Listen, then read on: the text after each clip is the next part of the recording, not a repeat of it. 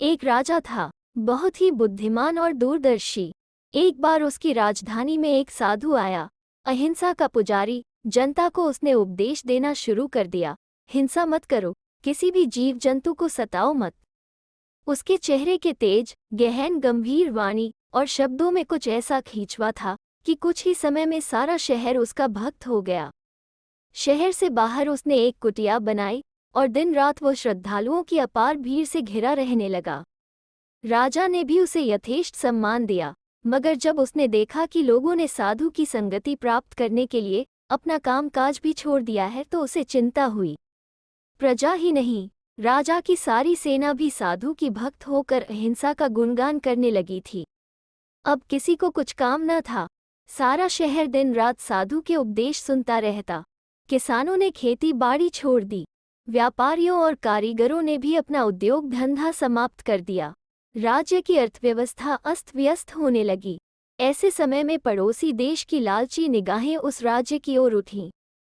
वहां के लोगों ने इस स्थिति से फायदा उठाना शुरू किया। वे सीमा के अंदर घुसकर लूटपाट करने लगे, किंतु इधर किसी के कान पर जू भी न रेंगी। सब पर अहिंसा का भूत सवार था। राजा ने जब अपने सैनिकों को घुसपैठियों को मार भगाने का आदेश दिया तो सब एक साथ बोले, नहीं, हिंसा करना पाप। राजा का चैन उड़ चुका था। एक तरफ वह था, दूसरी ओर साधु महाराज थे। लोग उसे छोड़कर साधु महाराज की ओर जा चुके थे। एक लंबे विचार विमर्श के बाद उसे एक युक्ति सूझी। उसने अपने कुछ विश्वस्त सेवकों को बुलाया और उन्हें अपनी योजना से अवगत कराया। फिर एक रात अपने उन्हीं सेवकों के साथ मिलकर उस योजना को कार्यान्वित करना शुरू कर दिया। उसके निजी चिड़ियाघर में एक शेर था। राजा ने उसे एक कटहरे में बंद करवाया और सेवकों को आदेश दिया, इसे साधु महाराज की कुटिया पर ले चलो। कुछ ही देर में वे सब शेर सहित साधु की कुटिया पर मौजूद थे। सब कुछ इस होशियारी से किया गया था कि उन्हें और उस शेर को कोई देख न पाया। सुनसान रात का अंतिम पहर था। साधु महाराज भी कुटिया में सोए हुए थे। राजा ने जल्द ही दो ऐसे पेड़ों को ढूंढ लिया जिनके तने इतने करीब थे कि उनके बीच सिर्फ जरा सा छेद था। वे पेड़ कुटिया से बहुत दूर भी नहीं थे। राजा ने खुशी और उत्साह से भरकर अपने साथियों से धीरे से कहा, शेर को पेड़ों के पास ले जाकर उसकी दुम को इस छेद से गुजार दो। ऐसा ही हुआ। जुड़े हुए पेड़ों के उस ओर शेर था और इस ओर उसकी दुम। राजा ने तुरंत उसकी दुम पूरी ताकत से थाम ली। राजा के अलावा और लोग खाली पिंजरे को लेकर वापस लौट गए। अब वहां सिर्फ शेर था और राजा। शेर ने क्रोध से भरकर दहाड़ लगाई और तेजी से पलटकर राजा को पंजा मारना चाहा, मगर वो ऐसा न कर सका, इसलिए कि उसके और राजा के बीच पेड़ के तनों की दीवार थी और राजा उसकी दुम को पूरी ताकत से खींचे हुए था और चिल्लाता भी जा रहा था, बचाओ, शेर शेर। चीख सुनकर साधु महाराज की आंख खुल गई। बाहर आए और ये दृश्य देखकर स्तब्ध रह गए। राजा ने गिड़गिड़ाकर प्रार्थना की, महाराज, इस शेर को मार डालिए, जल्दी कीजिए, मैंने इसकी पूंछ पकड़ रखी है। ये सुनकर साधु को जैसे होश आया। अपने कानों पर हाथ रखकर बोला, राम राम, मैं तो अहिंसा का पुजारी हूँ। शेर की हत्या मैं नहीं कर सकता। राजा ने बहुत अनुनय विनय की। साधु महाराज को राजा पर दया तो बहुत आई, किंतु उन्हें अपने सिद्धांत से हटना मंजूर नहीं था।